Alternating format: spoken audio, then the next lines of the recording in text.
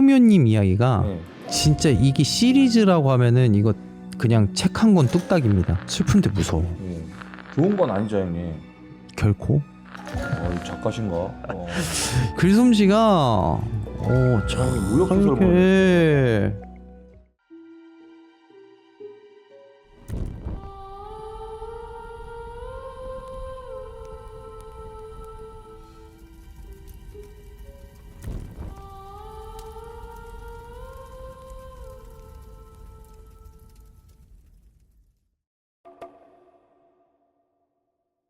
토묘님의 사연입니다. 안녕하세요. 사연이 채택될 줄 몰랐는데 좀 얼떨떨하네요. 이번엔 제 남편이 약 25년 가까이 겪었던 이상한 경험 중 그 시작점이 된 이야기를 들려드릴게요. 남편은 태어나면서부터 귀신을 본 건 아니었어요. 하지만 초등학교 때 인생을 통째로 바꿔놓은 이상한 일을 겪었다고 했습니다. 그때의 장소는 대전 파남동이라는 곳이었어요. 지금은 많이 개발되어 깨끗해졌다고 들었는데 그 시절엔 판잣집이 옹기종기 붙어있던 살기가 팍팍하고 음습한 동네였다고 합니다. 쥐들이 진짜 많이 살았다고 들었어요. 그에 맞게 가정 형편이 넉넉한 집은 거의 없었고 대부분의 아이들은 어른들의 손길에서 벗어나 각자의 생존 본능으로 하루하루 버텼습니다. 남편도 그런 아이 중 하나였습니다. 아버님은 생계를 위해 외국으로 나가셨고 어머님은 아이들을 제대로 돌볼 여유가 없었기에 남편과 남동생은 늘 동네 친구들과 어울려 지냈습니다. 그 동네 아이들은 다들 비슷했어요. 부모 대신 조부모가 돌보거나 심지어 혼자 지내는 아이도 있었죠. 가난과 방치가 공기처럼 섞여있던 그런 곳이었습니다. 그날도 남편은 친구를 만나러 가는 길이었어요. 파남동엔 지금은 남아있을지 모르겠지만 당시엔 꽤 큰 내리막길이 하나 있었습니다. 남편의 집이 좀 위쪽에 위치해 있어서 그 내리막길을 내려가야 친구도 만날 수 있고 구멍가게도 갈 수 있었다고 해요. 남편은 자전거를 타고 그 내리막길을 따라 내려가고 있었습니다. 땀에 젖은 머리카락이 바람에 흩날리고 낮게 깔린 석양빛이 골목길을 핏빛처럼 물들이던 그때 갑자기 어둠 사이에 빛이 번쩍하고 나타났습니다. 남편은 그걸 도깨비 불이라고 했어요. 마치 누군가 불씨를 던진 듯 그 불빛이 허공을 가르며 휙 남편을 향해 돌진하더랍니다. 그리고 쿵! 몸이 공중으로 뜨는 느낌, 눈앞이 하얘지고 귀에선 삐 하는 소리만 울렸다고 해요. 남편은 길가에 쓰러져 기절해 있었다고 합니다.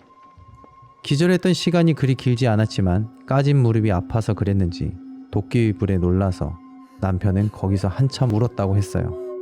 그날 이후 남편은 무언가를 보기 시작했습니다. 처음엔 그게 귀신인지도 몰랐대요. 그저 동네에 모르는 사람이 있어서 인사성이 좋았던 남편이 인사를 드렸는데 아무런 미동도 반응도 없는 사람들이 생기고 그리고 사라졌다가 나타나는 사람도 생기고 같은 곳을 빙글빙글 도는 사람도 있었다고 해요. 그렇게 남편의 시야 속엔 산 사람과 죽은 사람이 뒤섞여 들어오기 시작했습니다. 그런 일이 반복되던 어느 날 그 도깨비불과 부딪혔던 내리막길이 끝나는 지점에 눈먼 할머님 한 분이 살고 계셨습니다.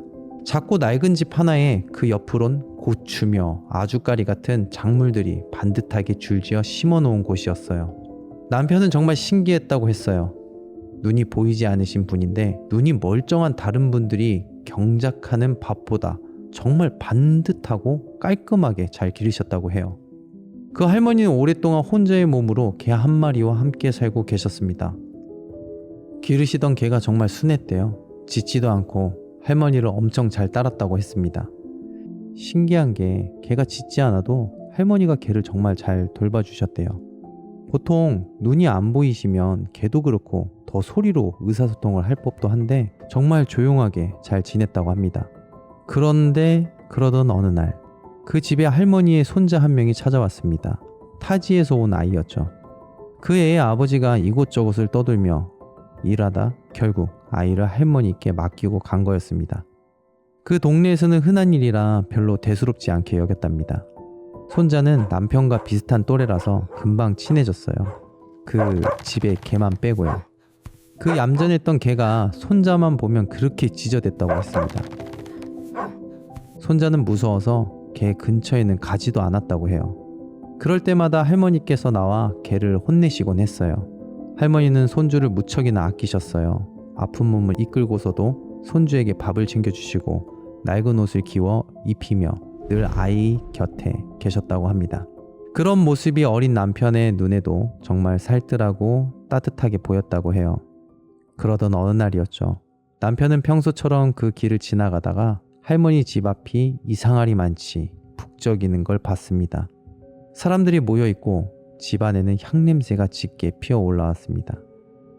그제서야 남편은 알았어요. 할머니가 돌아가셨구나. 그 시절엔 지금과 달리 장례를 집에서 치렀었대요. 방 안에는 상이 차려져 있고 조문객들이 그 집을 들락달락 하고 있었어요. 남편은 문가에 조심스레 안을 들여다봤습니다. 그런데 그때 집 안쪽에 문이 닫힌 방에서 할머니가 천천히 걸어 나오는 걸 보았대요. 그리고 구석에 혼자 앉아 멍하게 있는 손주 뒤를 천천히 따라다니기 시작했대요. 아, 저분이 그 할머니의 귀신이구나. 죽어서도 손주가 걱정이 되셨구나. 그리고 내가 보는 건 죽은 사람들이 맞구나 라고 그때 확실히 깨닫게 되었다고 합니다. 그리고 그 이후로 손주만 보면 사납게 짖었던 그 개가 이상하게 그날 이후부터 그 아이를 봐도 조용히 꼬리를 흔들기만 했다고 해요. 마치 반가운 존재가 보이기라도 한 듯이요.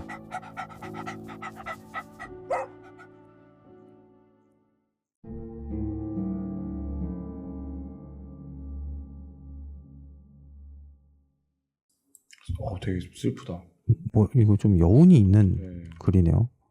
영환자시네요, 남편. 네. 와, 근데 이 남편분께서 지금도 영환자로 살고 계시면은 와, 쉽지 않은데. 네, 쉽지 않을 것 같습니다. 그러니까 이게 지금 이야기가 토묘님 이야기가 네. 진짜 이게 시리즈라고 하면은 이거 그냥 책 한 권 뚝딱입니다. 오, 영환이 된 지금 초입 단계잖아요. 네. 두 번째 이야기 셉니다. 이거는 남편에 대한 지금 그 캐릭터 분석 들어가요. 세계관. 예, 바로 들어간 거라서 우리를 이제 1편으로 이렇게 몰입시켜 놓고 2편 나옵니다. 이제 또 2편 나오면은 예, 무섭습니다. 이거 무섭습니다. 예. 직접 참여해 주시면 너무 좋을 것 같은데. 글 정말 잘 씁니다. 네.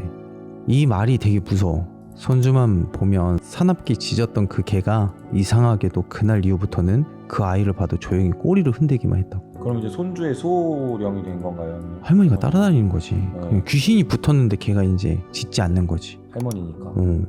슬프다. 슬픈데 무서워. 예. 좋은 건 아니죠, 형님. 결코. 난 또 이 할머니가 무당인 줄 알았어. 이렇게 등장했을 때. 저 눈이 안 보인다고 하시길래 혹시나 도깨비불하고 관련이 있는 줄 알았어요. 그러니까 약간 좀 그런 사건에 흑막이 있는 줄 알았는데 이제 영환에 대한 부분에 확신하는 딱 이 기승전결의 기가 되었네요. 글을 되게 잘 쓰시네. 그리고 이거 여기서 좀 감탄했어요. 땀에 젖은 머리카락이 바람에 흩날리고 낮게 깔린 성향빛이 골목길을 핏빛처럼 물들이던 그때. 작가신가? 글솜씨가 참 우역소설 이렇게 갑자기 어둠 사이에 빛이 번쩍하고 나타났습니다. 이게 되게 필력이 진짜 이거 문과세요. 야, 문과. 자, 사연 신청은 방송국 홈 게시글에 링크를 통해 팬카페, 구글 폼, 디스코드로 사연을 신청해 주신다면 언제든지 참가하실 수 있습니다.